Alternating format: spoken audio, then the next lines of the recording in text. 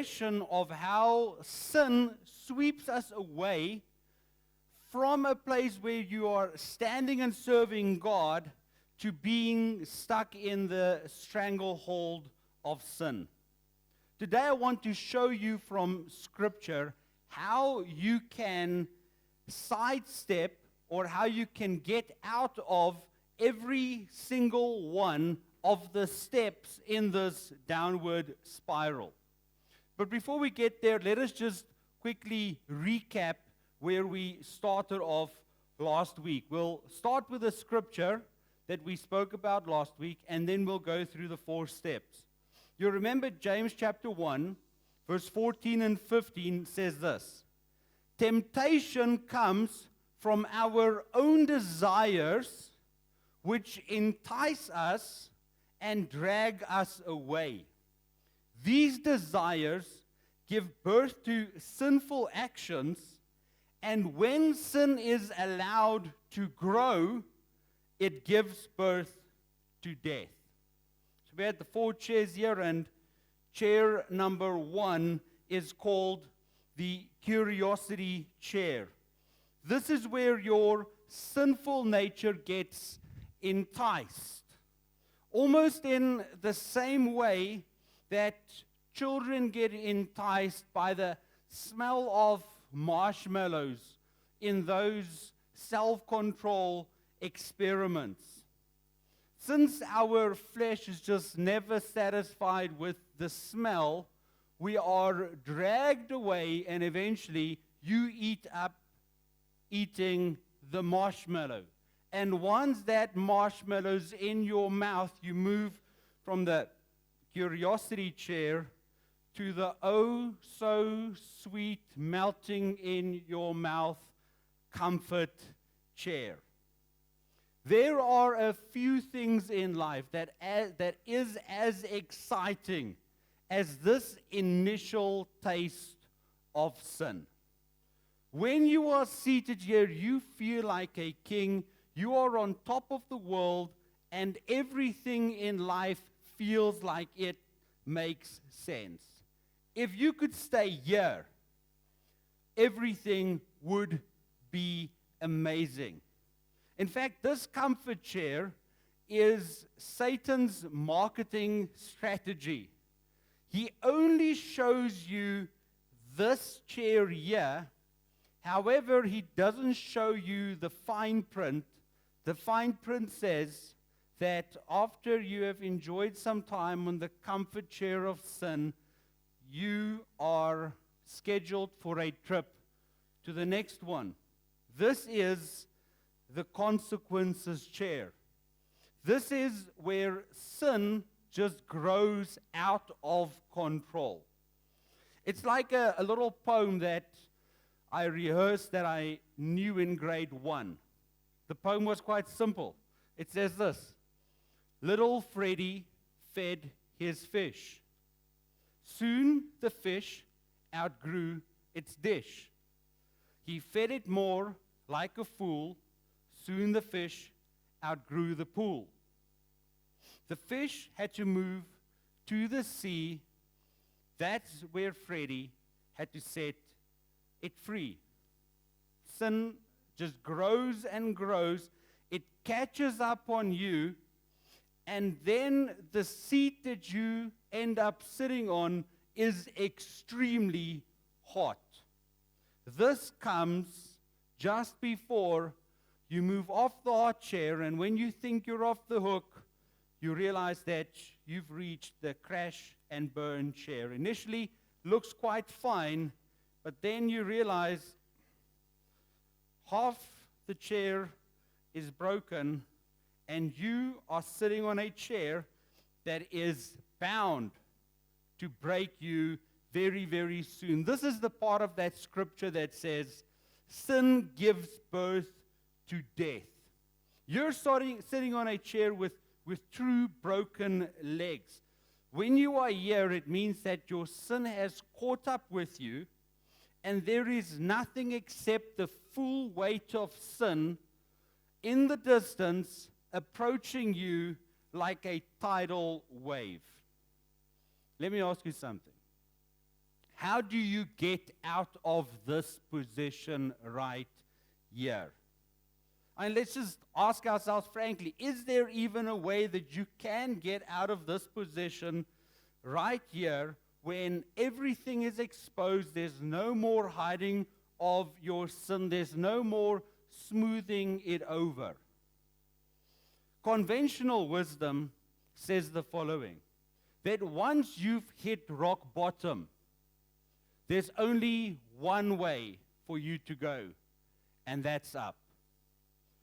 When you are stuck here and you are in rock bottom, God's got a bit of a different take on this.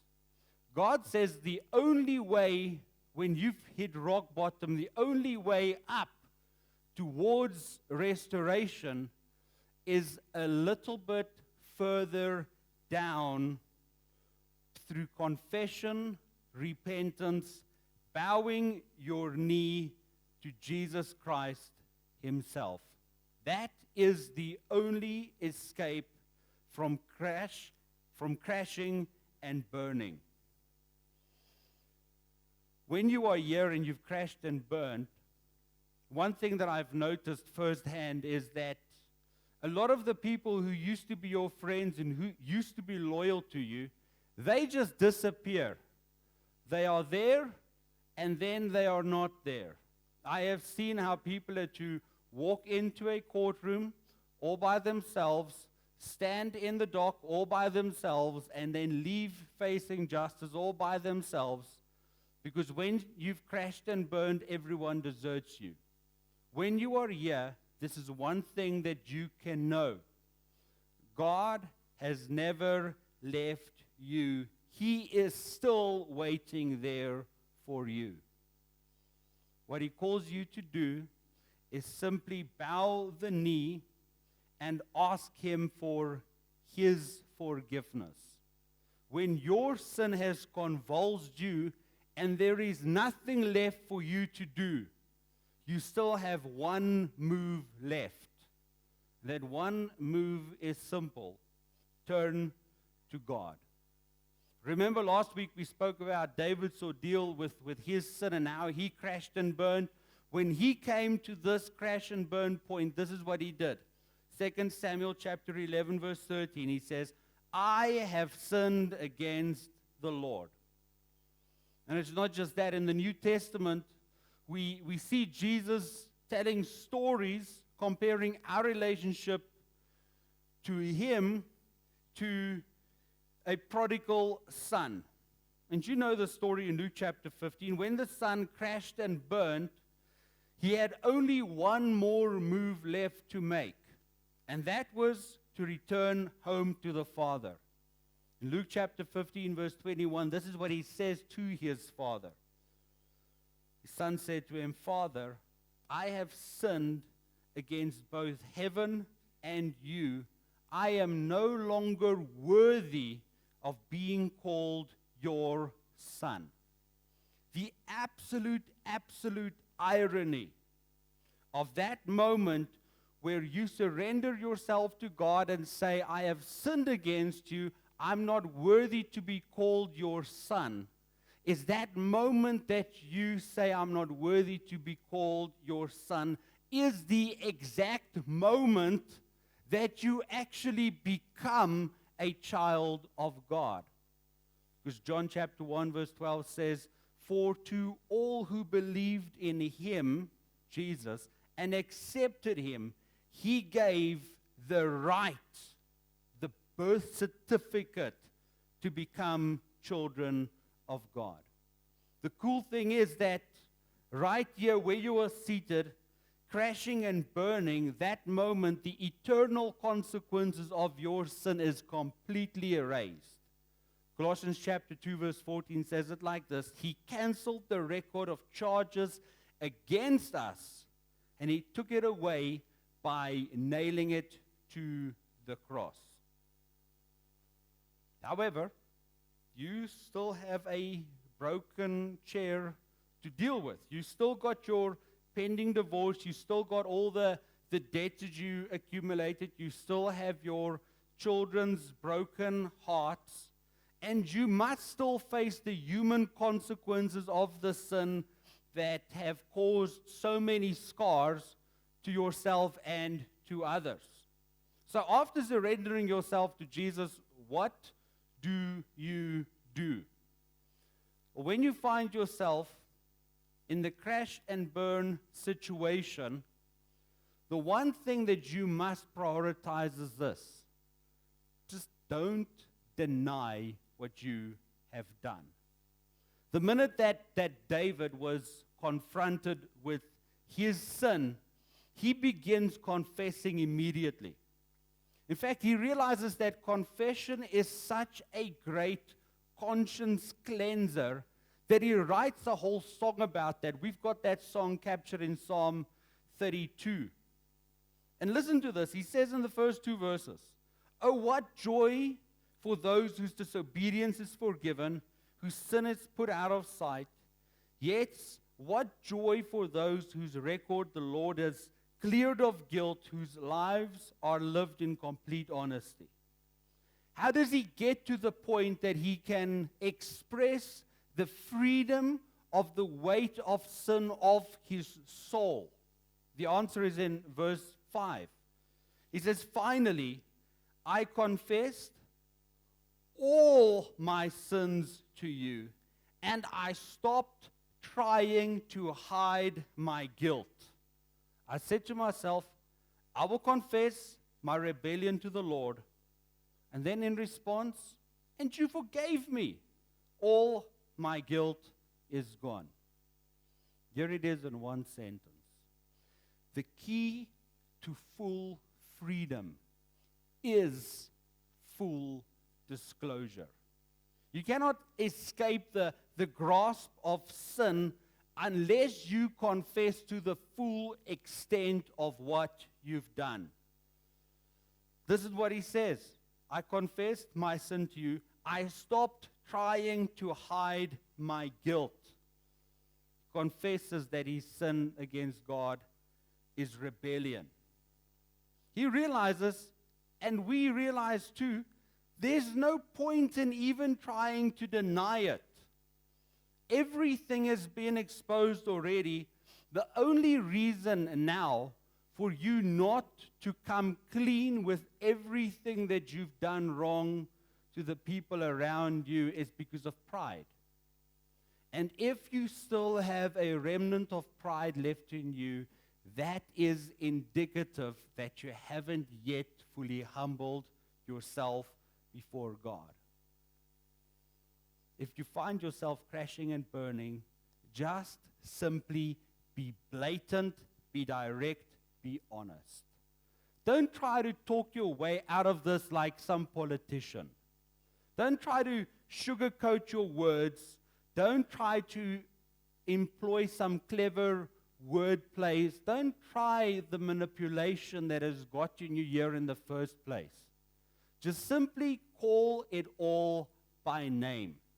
One thing that I've found helpful in this regard is to work hard to get to the offense, to find a word for what you've done wrong, and then work hard to find an answer or to find a word for what it caused the other person to feel.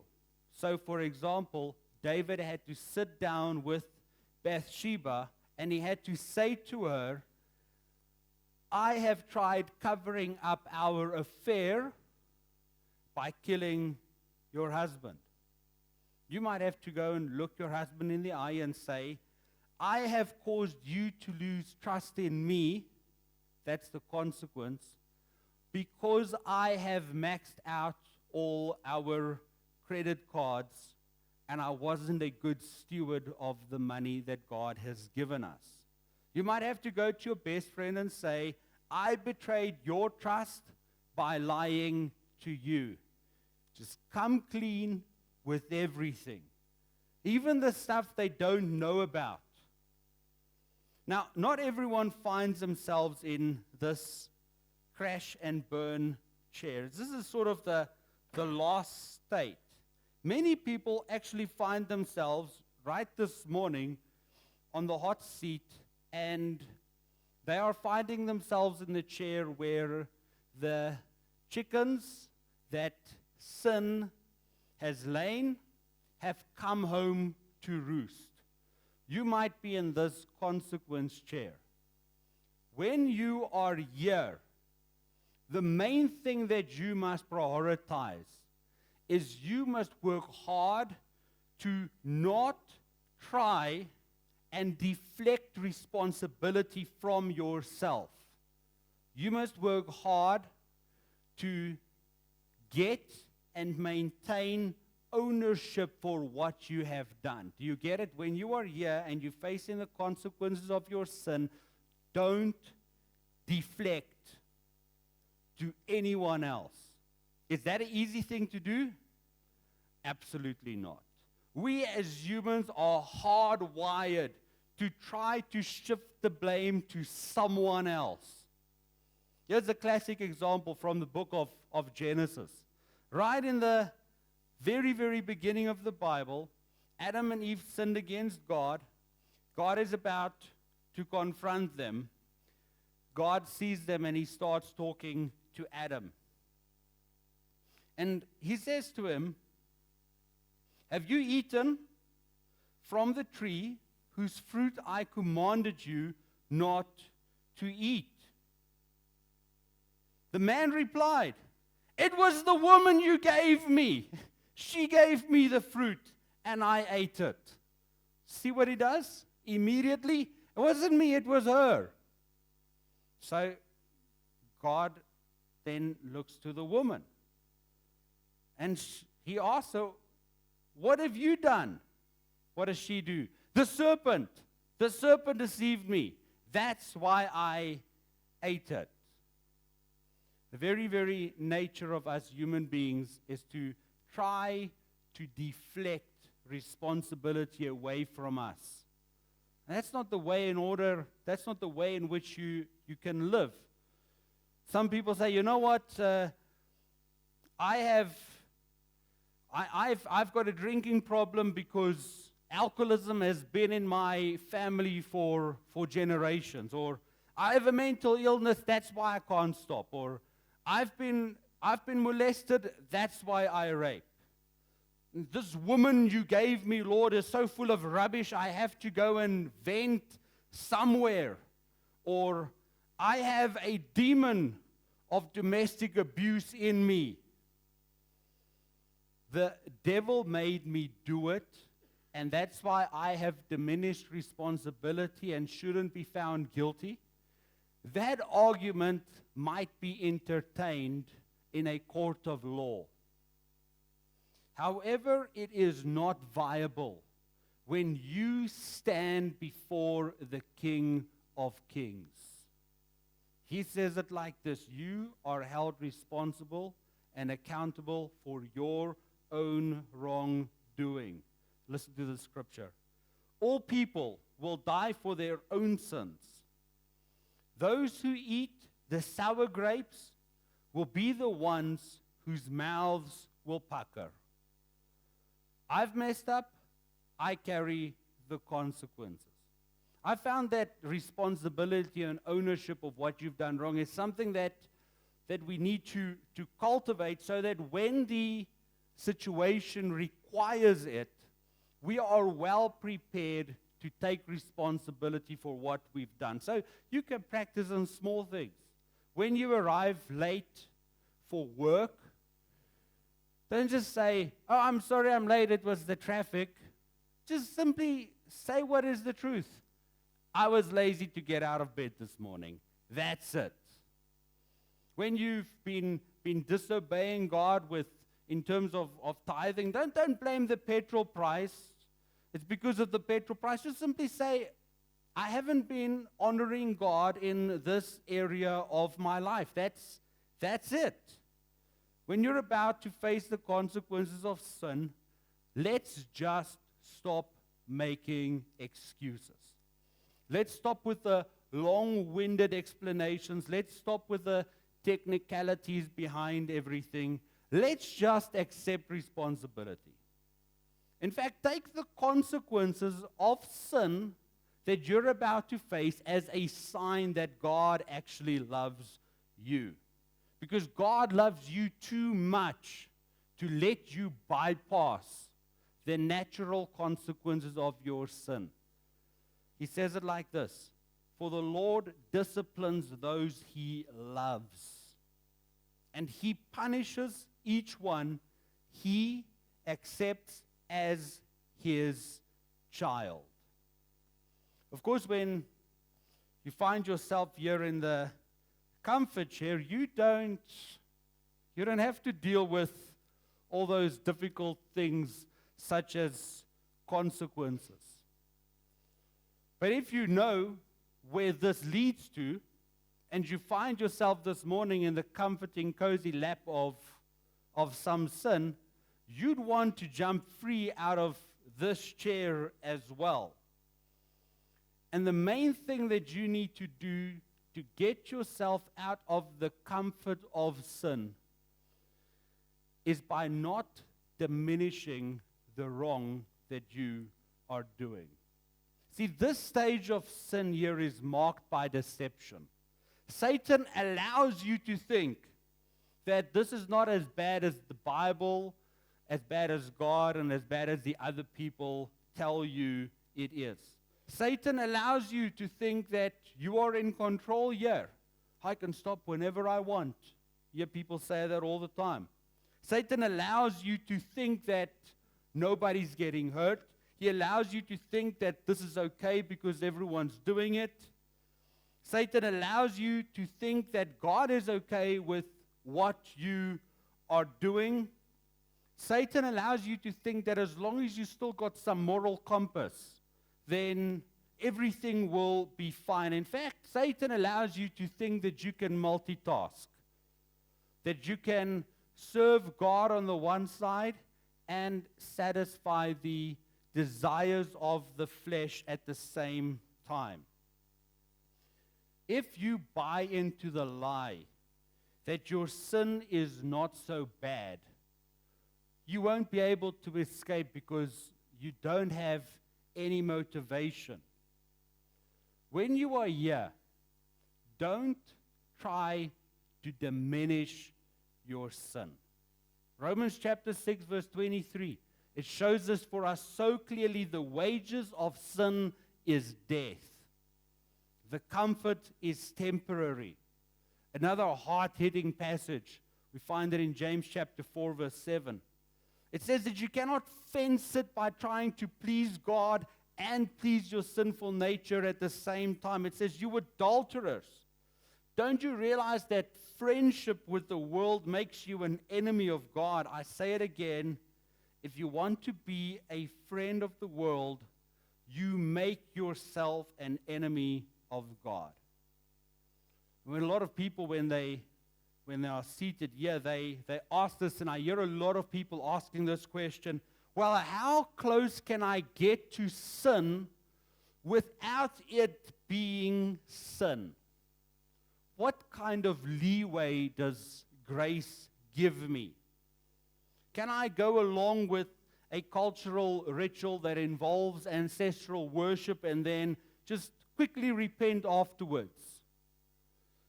Can I get so close to sin that it looks like sin, but still claim that it isn't sin?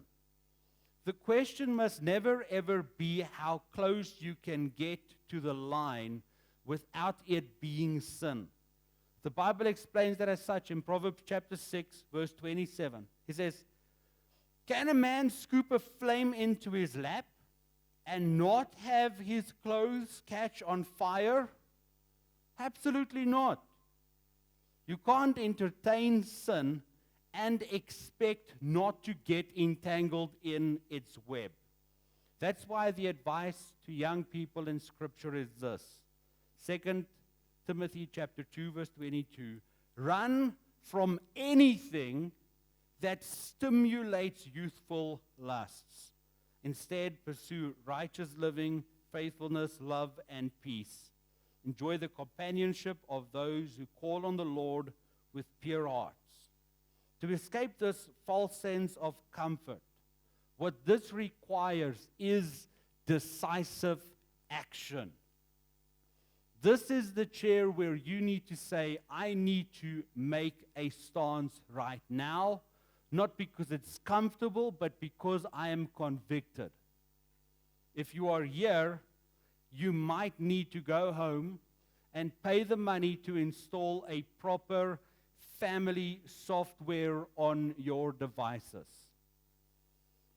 If need be, today is the day that you might need to go home and cut up your credit cards because you're filled with materialism. Some of you, it might be necessary to delete some apps off your phone right now. For some of you, it might be necessary to arrange the logistics of your living circumstances, not tomorrow, today, because you know that the way in which you are living is ungodly. Now, I know that the Holy Spirit is alive and He convicts of sin and judgment and righteousness. And I know that for so many of you right now, He's convicting you of one thing in your life that you have maybe accepted as okay, but in reality makes you an enemy of God and sets you up to fall down the drain of sin later. I want to invite you, don't delay in responding to that one thing that God is showing you today. Take a step in obedience. Take a step in faith. Take a step in becoming more like Jesus. Take a step away from this comfort chair by making a decisive decision and acting on it. In exchange, I promise you, God fulfills His word. He will give you a life in abundance. Let's pray together. Lord, thank you that for every temptation that there is, your word says that you give us a way out of it. Father, thank you that you give us your Son, Jesus Christ, our opt-out person from a life of sin. Thank you that your grace is given so freely. Thank you, Lord, that anyone who calls on the name of the Lord will be saved. Lord, I pray that you will come and work and move in the hearts and the lives of people today. Today, as we sing our final song, I want to invite you that if you need to confess sin to someone, take that opportunity today and do it. Do it right now. If you want someone to pray with you, then please come to the front. We want to pray with you. If you need to make a fresh start with God today, then I want to invite you to make that decision to serve God and surrender your life to Him today. And the promise is that God doesn't just save, He also sustains. He will be with you as you walk through the difficulties that others have caused you and navigating repentance and confession where you have caused hurt to others. You're welcome to come here to the front or after the service to just stay seated, and then we will love to pray with you for salvation, for deliverance, for repentance and confession. Lord, we thank you that we can entrust ourselves to you, the living God. Amen.